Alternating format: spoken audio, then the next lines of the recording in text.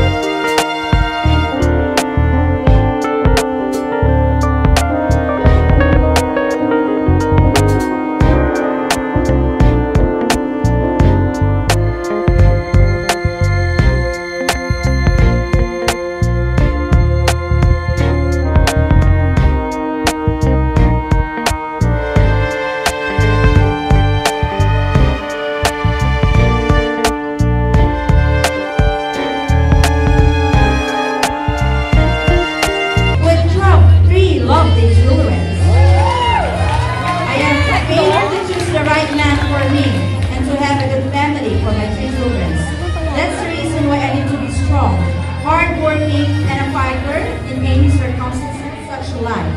I have made the wrong decision and mistakes because of my immaturity situation and no regrets on that. That mistakes gives me a lesson learned on how to handle my life. Now I had a lot of realization of what happened in my life. Now my past is only a part of my life, and life is not perfect. I have to face any consequences to pursue my goals for the betterment of my 3 children. In spite of everything happened in my past,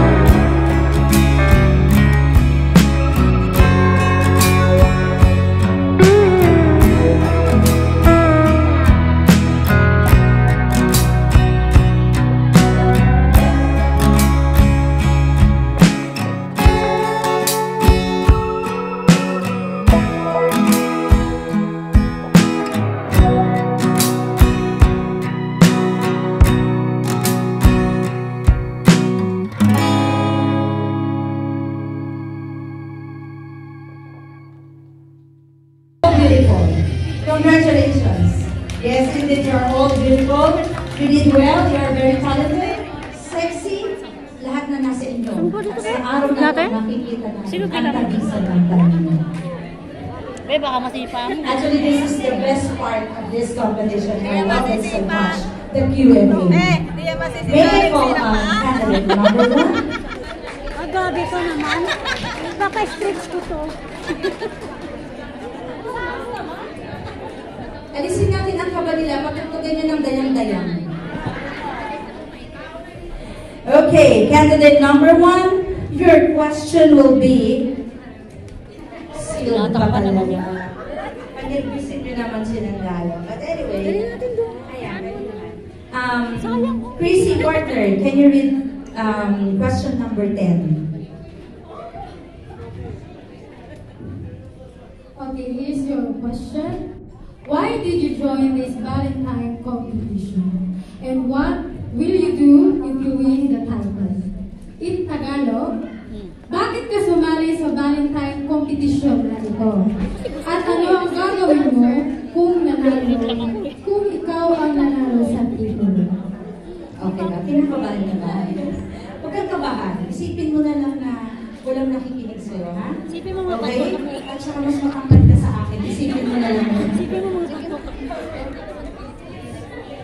First, I want to boost my self-confidence. And I also want to be an inspiration to those single mom like me. And if I win to this competition, I will use my voice to be a good influence to those OFW and single mother like me to continue their dream, even it's really hard. Thank you so much, contestant number 1. Ayan. Pakihawak na rin yung puso niya. Yung emotional lang ating candidate number 1. Okay, I will request candidate number 2, please. Nararamdaman talaga natin. Intention ba? Ayan. Enjoy lang natin. Ang ganda naman ng gown mo, ate. Thank you so much. Ayan. So, partner, pakibukas at ako naman ang magbabasa para parehas yung aking ginagawang trabaho. Sabi naman nila. Your question is number 13. Number 13. Ayan. So, eto ang iyong tanong. Magandang dilag. What is the most romantic thing you did to a person? And why did you choose to do it? Sabi nga nila sa wikang Tagalog, ano ang pinaka-romantikong bagay na ginawa mo sa isang tao at bakit ito ang napili mong gawin? This question I love to answer.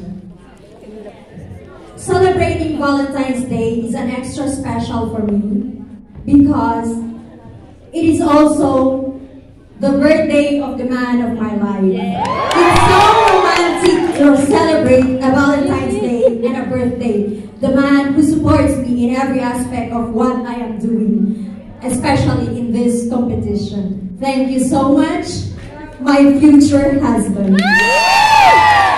Thank you, candidate number 2. Ayan. May I call on our candidate number 3?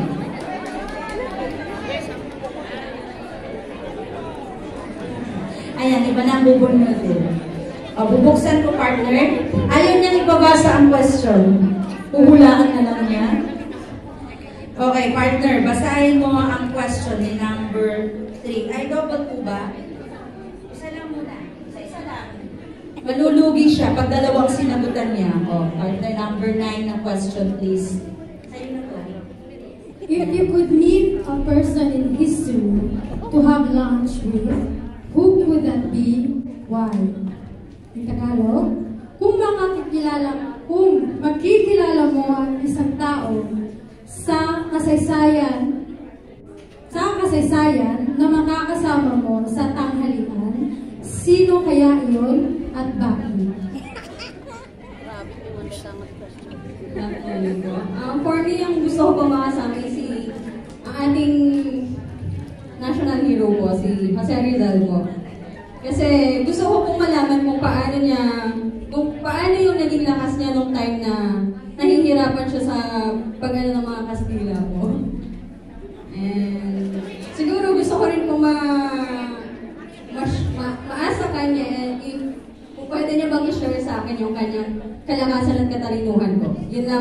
Thank you. And thank you, candidate number 3. Now may you call on candidate number 4.